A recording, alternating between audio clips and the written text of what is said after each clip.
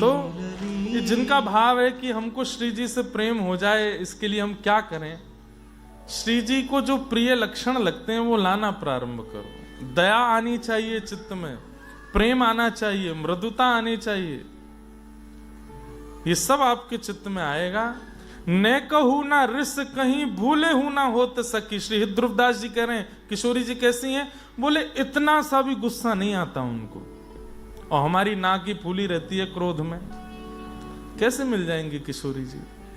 वो छोटी सी हैं और बड़ी भोली हैं।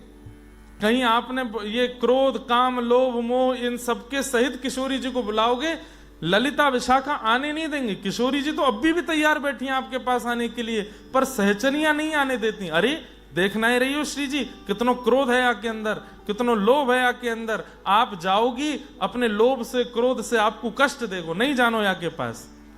इसलिए पहले अपने स्वभाव व्यवहार को मधुर बनाइए, तब किशोरी जी मिलेंगी। और रही बात कि आप किशोरी जी का नाम लेते हैं, ठाकुर जी प्रिय लगते हैं, यही तो है।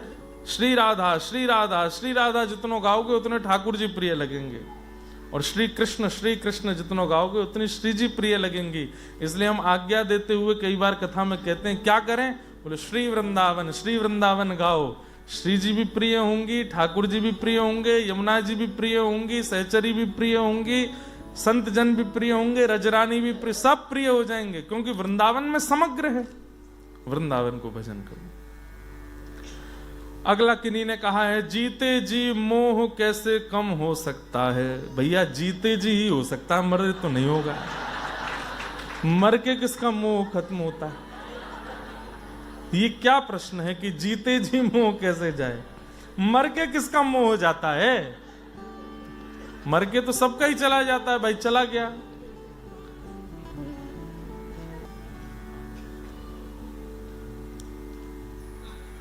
मैं कोई भी कथा में जाती हूं तो मुझे नींद आती है, सिर्फ कथा में ही ज्यादा नींद आती है। और फिर नीचे कुछ गुजराती में लिख दिया है इन्होंने, हूं कथा मा नदी छू तो पता नहीं क्या है। अब किसको गुजराती पढ़नी आती? पढ़ो क्या लिखा है नीचे, जल्दी आओ।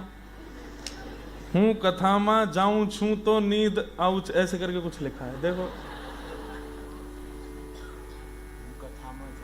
हूं कथा मा जाऊं छू तो ऊंग बहु आऊ छे। वाह, मतलब वही नींद ना। वाह मैया। कुंभकर्ण की पत्नी का नाम है निद्रा देवी। सुनिए सुनिए, पूरी बात सुनिए। कुंभकर्ण की पत्नी का नाम है निद्रा देवी। तो जब भगवान श्री राम ने कुंभकर्ण का वध किया तो निद्रा देवी आकर के ठाकुर जी से, क्योंकि 6 महीने सोता था कुंभकर्ण, तो निद्रा देवी ने आकर के राम जी से कहा, आपने मेरा सौभाग्य उजाड़ा है, मैं आपके वैकुंठ में ताला लगवाऊंगी। भगवान श्री राम बोले कैसे लगवाओगे? बोले कौन जाता वैकुंठ? बोले कथा सुनने वाले। तो बोले बस कथा में जाके जो बैठेंगे उन्हीं के सिर पर मैं मंडराती रहूंगी। आप कितनी भी सुंदर कथाएं करवा लीजिए, मैं उनको सुवा दिया करूंगी, ताकि वो सुन ही ना पाए, परिवर्तित हो ही ना पाए, वैकुंठ में ताला लग जाएगा।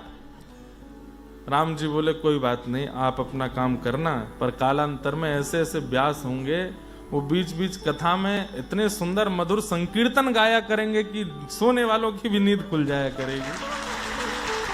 तो माता जी, ये जिनको ऊंघ आती है, ऊंघ, जिनको नींद आती है बहुत ज्यादा कथा में, कोई बात नहीं, बिल्कुल फिक्र मत कीजिए, आप कथा में आके सोइए, हम कथा रूपी लोरी सुनाएंगे आपको। बताइए, घर में बिस्तर पे नहीं आती, इतनी व्यवस्था में नहीं आती, पर कथा में आ जाती।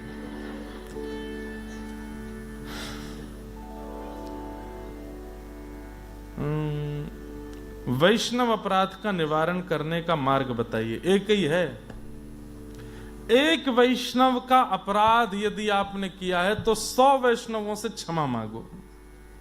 जैसे मान लीजिए कि मैंने किन्हीं भैया के प्रति अपराध भाव रखा, अरे ये तो ऐसे ही हैं, अब इनका अपराध करते ही मेरे मन में से भजन चला गया, तो अब भजन वापस लाने के लिए मुझे क्या करना पड़ेगा? कम से कम 100 वैष्णवों से, जिनका मैंने अपराध किया भी नहीं, उनसे क्षमा मांगनी पड़ेगी। सब लोग इधर देखो, ध्यान से सुनो कथा। एक वैष्णव अपराध का प्रायश्चित 100 वैष्णवों से क्षमा मांग करके होता है। अगर आपने 100 वैष्णव अपराध किए तो सोचो कितने हो गए। तो वैष्णव अपराध का एक ही उपाय है, ठाकुर जी को मनाओगे, वैष्णव अपराध दूर नहीं होगा। आप किसी वैष्णव का अपराध करके शंकर जी को कितना भी मनाते रहो, अरे भाई राम जी को 100 गालियां देता है रावण, और उसके बाद जाकर रुद्राभिषेक भी करता है, महादेव प्रसन्न हुए उससे? नहीं हुए। हनुमान जी का अपमान करता है और उसके बाद शंकर जी के स्तोत्र गाता है, महादेव प्रसन्न होंगे? नहीं होंगे। ठाकुर जी को मनाने से वैष्णव अपराध दूर नहीं होगा, वैष्णवों को मनाने से वैष्णव अपराध दूर होगा। एक वैष्णव का अपराध 100 वैष्णवों के अपराध से दूर, 100 वैष्णवों को प्रणाम करने से मुक्त होता है।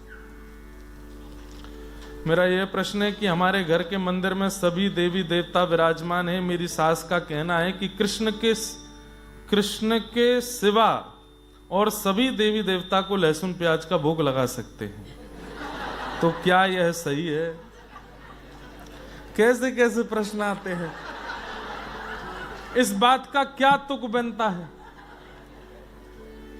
महादेव को, देवी को और सबको तुम ये ऐसा, भाई वो सब वैष्णव हैं, किसी को भोग नहीं लगता है, किसी को भी भोग नहीं लगता है। इसलिए सासू माँ जी, आप ही अपनी जीभ पर कंट्रोल करो।